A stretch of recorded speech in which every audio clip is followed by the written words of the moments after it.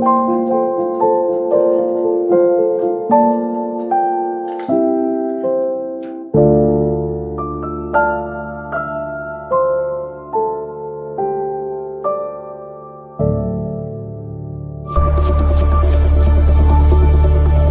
હર મહાદેવ, જય માતાજી, જય શ્રી કૃષ્ણ. કેમ છો બધા? મજામાં જશો? હું પણ મજામાં જ છું. અને સવારનું જે પણ મારો જે રૂટીન હોય છે એ બધું જ મેં કમ્પ્લીટ કરી લીધું છે. જેમ કે મોર્નિંગ ડ્રિંક, બધું ડ્રાય ફ્રૂટ્સ ખાવાનું, એ જે બધું મારું રૂટીન છે. ક્યારેક હું યોગા કરું, મેડિટેશન કરું. તો બસ હાઉસવાઈફે આપણને સવારના જ જો થોડાક વહેલા ઉઠી જાય તો આપણા માટે સમય મળે છે. નકર તો પછી આખો દિવસ ઘરના કામકાજ બધા રીત રિવાજ, ક્યાં આવવાનું જવાનું, એવી રીતના બધે સમય ક્યાં ચાલ્યો જાય છે એ ખબર જ નથી પડતી. એટલે સવારમાં એ મારું બધું જે રૂટીન હોય છે, ડેલી રૂટીન, એ મારું કમ્પ્લીટ થઈ ગયું છે. પછી ફટાફટ જે મારું ઘરનું કામ છે એ મેં કમ્પ્લીટ કર્યું છે. કેમ કે આજ મારે દવાખાને રૂટીન ચેકઅપમાં જવાનું હતું. જેમ કે પહેલાં મારે આંખ દુખી આવી, તો એક વખત અમે જઈ આવ્યા હતા. પછી બીજી વખત જવાનું છે. તો બસ એટલે ફટાફટ આજે ઉઠી ગઈ હતી વહેલી જ. કેમ કે 5 વાગે ઉઠી જ ગઈ હતી તો જ મારા માટે સમય મળે, નકર તો પછી સમય મળતો જ નથી. એટલે કલાક 1.5 કલાક સવારના મારા માટે જ હું સમય કાઢી લઉં છું. તો એવી રીતનો કંઈક મારો જે રૂટીન હોય છે એ હોય છે. પછી બધું જ કામ કરી અને અહીંયા જો સાઈડમાં ભાત બી મૂકી દીધા છે, લોટ બાંધી લીધો છે. એટલે અડધી જો રસોઈ આવી રીતના હું કરીને જાઉં તો પછી બિલકુલ જ મને ટેન્શન ના રહે. એમ કે એક જાતનું આમ હેક્ટિક ના રહે કે મારે જઈને ઘરે રસોઈ કરવાની છે. કેમ કે હોસ્પિટલ આપણે જઈએ તો પછી કાંઈ નક્કી જ ન હોય. જો ગળદી વધારે હોય, ક્યારેક ડૉક્ટર જો એવી રીતના ઓપરેશનમાં ચાલ્યા ગયા હોય તો પણ વાર બી લાગી શકે. એટલે મેં ચાલો જો કરીને જાઉં તો વાંધો ના આવે બહારનું ખાઉં. એના કરતાં મેં કીધું પોસિબલ છે તો બનાવી લઉં. અને એવું જરૂર નથી કે આપણે હર વખત બનાવીને જ જઈએ. ક્યારેક પોસિબલ ના બી હોય તો બહાર બી જમવું પડે. પણ પોસિબલ છે તો ઘરનું જ શુદ્ધ મેં જમવાનું ચાલો બનાવીને પછી જ જો નીકળીએ. તો અહીંયા કને જો શાક થઈ ગયું છે, ભાત થઈ ગયા છે, અને લોટ બાંધીને રાખી દીધો. અને બધું જ કિચનમાં જે વસ્તુ અસ્ત વ્યસ્ત બધી કાઉન્ટર ટોપ પર હતી અને સારી રીતે મસ્ત મજાનું એકદમ મેં ક્લીન કરી લીધું છે. તો કિચન એકદમ સાફ એન્ડ ક્લીન થઈ ગયું છે. અને અહીંયા જો આ બ્લેન્કેટ છે ને એક અહીંયા રહી ગઈ હતી. કેમ કે સવારે હું થોડી વાર અહીંયા ચા નાસ્તો કરતી હતી તો મને ઠંડી લાગતી હતી. એટલે હું ઓઢીને અહીંયા બેઠી હતી. અને સોફા બી હું હાથને હાથ સરખા કરી લઈશ. કેમ કે સોફા મારા અહીંયા રહી ગયા હતા એને મેં નહોતા કર્યા. ઝાડુ ફટ્ટા ને એવું બધું કરી લીધું હતું, પણ આ સોફા એક રહી જ ગયા હતા.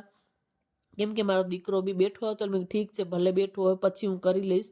કેમ કે કામ તો આપણે આખો દિવસ ચાલ્યા જ કરે. એટલે થોડી વાર એ બાય રિલેક્સ થઈને બેઠો હતો. મેં ઠીક છે.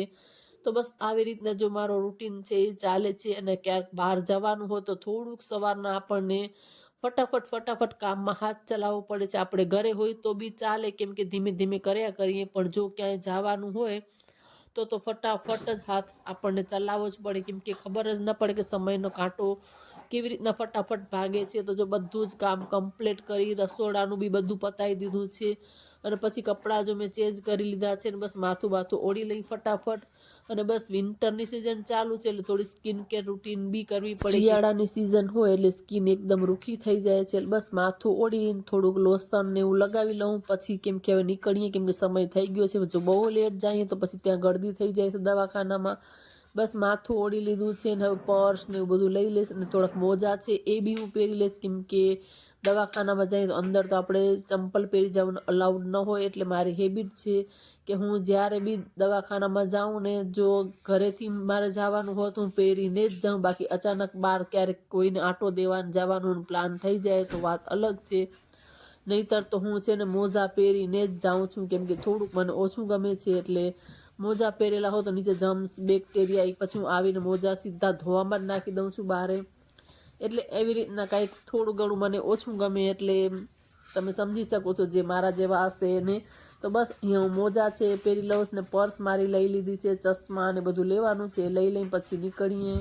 તો ઘરને તાળું મારી દીધું. પછી ફટાફટ નીકળીએ અને આવી ગયા છે સીધા મંદિરે. જો મારા હસબન્ડની હેબિટ છે ગમે ત્યાં જતા અહીં ગમે એટલું બી મોડું થતું હોય પણ એની એક હેબિટ છે કે મહાદેવના મંદિરે દર્શન કરે પછી જ અમે લોકો નીકળીએ.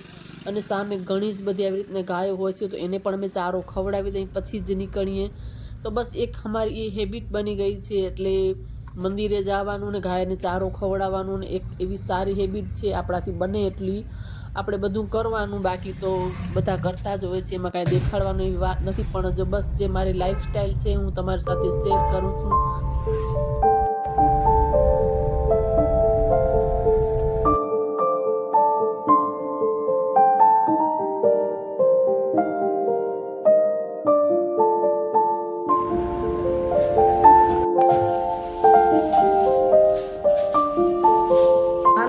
પહોંચી છું, દવા લઈ આવ્યા છીએ ને વાગી ગયો છે 1:30 જો ઘડિયાળમાં. જો કે રસોઈની બહુ તાણ નથી, ખાલી ગરમા ગરમ રોટલી જ બનાવવાની છે. શાક ભાત હું બનાવી ગઈ હતી, લોટ પણ બાંધી લીધો છે અને બસ આંખ બતાવીને આવી ગયા છીએ. જાય એટલે મોડું થઈ જ જાય, એટલે એક ટીપું છે ને એ એડ કર્યું છે, બાકી તો જે જૂનું છે ને એ જ ટીપા ચાલુ રાખવાના છે. જો આ 3 ટીપા જે મને પહેલાં લખી આપ્યા હતા ને ચાલુ રાખવાના જ છે ને આ દર 2 કલાકે ચાલુ રાખવાનું કીધું હતું, તો હવે એને બંધ કરીને ખાલી 3 ટાઈમ ચાલુ રાખવાનું છે. અને આ ગોળી છે ને જે બાકી છે એ પૂરી કરવાની છે. અને આજે આ એક ટીપું આપ્યું છે, જ્યારે આ ટીપા બંધ થઈ જાય એટલે 15 દિવસ પછી આ 2 ટાઈમ નાખવાના છે.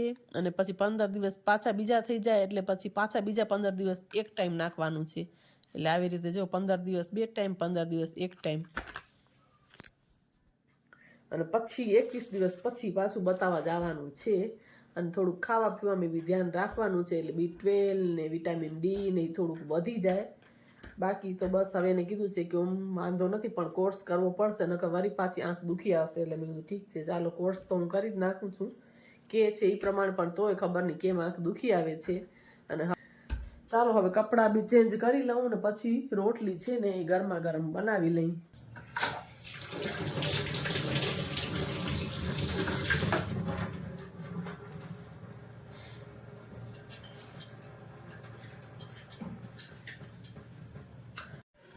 જો આ ભાત બી તૈયાર છે, શાક પછી આપણે ગરમ કરી લેશું.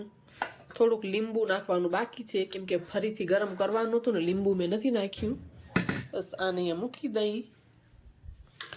અને લોટ પણ બાંધેલો રેડી છે, બધું તૈયાર કરીને જ મૂકી ગઈ હતી. એટલે ખાલી હવે ફટાફટ ગરમા ગરમ રોટલી છે ને બનાવી લઈ. તો અહીંયા શાક બી ગરમ કરી લીધું છે, પછી ઉપરથી લીંબુનો રસ ને લીલા ધાણા છે એ નાખી દીધા છે. તો મારે ફરીથી ગરમ કરવાનું હતું, એટલે મેં સવારે જ લીંબુનો રસ બિલકુલ નહોતો નાખ્યો, કેમ કે હું એવી રીતે નથી નાખતી.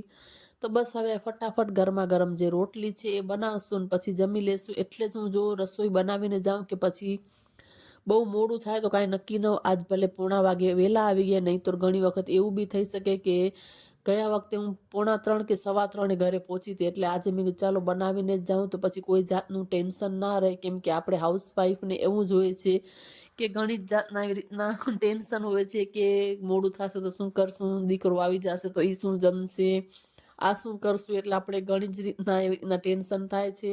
એટલે એના કરતાં મેં કીધું બનાવેલું હોય ને તો પછી રોટલી ફટાફટ કરતાં બહુ વાર ન લાગે. જો બહુ લેટ થઈ જાય આવતા આવતા કે 2-2:30 વાગે, તો પછી આવીને ક્યારે ભાત મૂકું, ક્યારે શાક કરું, તો એને બહુ બધી એમ કે વાર લાગી જાય છે. એના કરતાં જો ખાલી રોટલી મારી બાકી હતી તો ફટાફટ સરસ રીતે બધું મેનેજ કરી લીધું. અને રોટલી બી થઈ ગઈ છે ને હવે અહીંયા સરસ રીતે કિચન ક્લીન છે એ આખું કરી લઈશ. એટલે પછી જમી લઈને તો પછી થોડીક ઓછી મજા આવે છે. એટલે પહેલે જો બધું આ કમ્પ્લીટ કરેલું હોય ને તો પછી જમીને ખાલી વાસણ જ કરવાના રહે છે. એટલે સારી રીતે એ કાઉન્ટર ટોપ આખો મેં સરસ લિક્વિડ ડિશવોશર થોડુંક નાખીને ક્લીન કરી લીધું, સાફ કરી લીધું. એટલે કાઉન્ટર ટોપ ઉપર જે બી ચિકાસ ને હોય એ નીકળી જાય છે. અને સામે હું ટાઇલ્સ ને એ બી તો એવી રીતના જ્યારે હું ક્લિનિંગ કરતી હોઉં તો થોડોક એવી રીતે હાથ લગાવી દઉં, એટલે સરસ રીતે ક્લીન થઈ જાય. બહુ વધારે પછી કરવું ના પડે. જો આપણે રોજ રોજ ના કરીએ તો પછી બહુ વાર લાગી જાય છે. એટલે થોડું થોડું હાથ એવી રીતે મારી જ દઉં છું.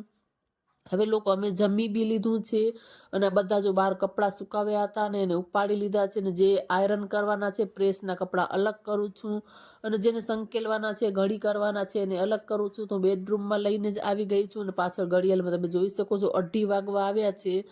બસ એટલે આવી રીતના આપણા આખો દિવસ કામમાં ખબર જ નથી પડતી, એક પછી એક એમ કામ નીકળ્યા જ રાખે છે. એટલે લાસ્ટ કામ હવે અહીંયા કપડાં ઘડી કરીને પછી થોડી વાર આરામ કરીશ. એટલે આવી રીતના કંઈક ડેલી રૂટીનમાં આપણા જે ઘરના કામો હોય હાઉસવાઈફના, એક હોમ મેકરની આવી જ લાઈફસ્ટાઈલ હોય છે.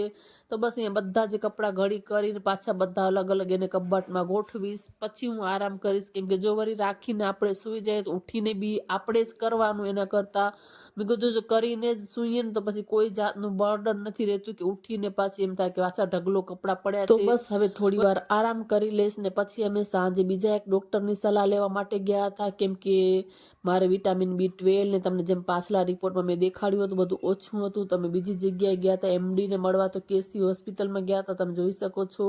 તો ત્યાંના ડૉક્ટર એવી સલાહ આપી છે કે B12 ને ઇન્જેક્શન તમને લેવા જ પડશે, કેમ કે ખાવા પીવાથી એટલું બધું નહીં વધે. અને એ બી વધારે તમને નોનવેજમાં મળે છે ને આપણે છે વેજીટેરિયન, તો એ કોઈ પ્રશ્ન જ નથી. એટલે એના સિવાય રસ્તો જ નથી. એટલે ઇન્જેક્શન આ તમે જોઈ શકો છો, જે 10 ઇન્જેક્શન છે આપવાના છે. 5 ઇન્જેક્શન એકાંતરે આપવાના છે. એના વિટામિન B3 છે એની બી મને ટેબ્લેટ લેવાની છે, એટલે એ વીકમાં 1 વખત લેવાની છે. અને આ ઇન્જેક્શન પહેલાં 5 છે એ એકાંતરે 5 લેવાના છે, અને પછી વીકમાં 1 એટલે અઠવાડિયે 1 5 એવી રીતના અલગ પછી દેવાના છે. તો આવી રીતની કંઈક હમણાં મારું બધું લાઈફસ્ટાઈલ ચાલે છે, ચાલ્યા કરે એવું બધું. કેમ કે લાઈફના બધા જ દિવસો આપણા માટે સરખા નથી હોતા. કેમ કે જીવનમાં ચડતી બી આવે, પડતી બી આવે. આપણે એનો સામનો કરવાનો હોય, હિંમત હારવાની ના હોય. એક્ઝામ્પલ દઉં છું, કાંઈ એટલું બધું ભલે મોટું નથી, પણ એમ કે લાઈફસ્ટાઈલ છે અપ ડાઉન તો થયા જ કરે. તો બસ આજનો વિડીયો આટલો જ. તમને લોકોનો વિડીયો કેવો લાગ્યો કોમેન્ટ કરીને જરૂરથી જણાવજો. કેમ કે આજ વિડીયોમાં બહુ કાંઈ ખાસ ન હતું, વધારે મેડિકલ જ હતું. બટ ચાલ્યા કરે. ફરી પાછા મળીએ નવા વિડીયોમાં. ત્યાં સુધી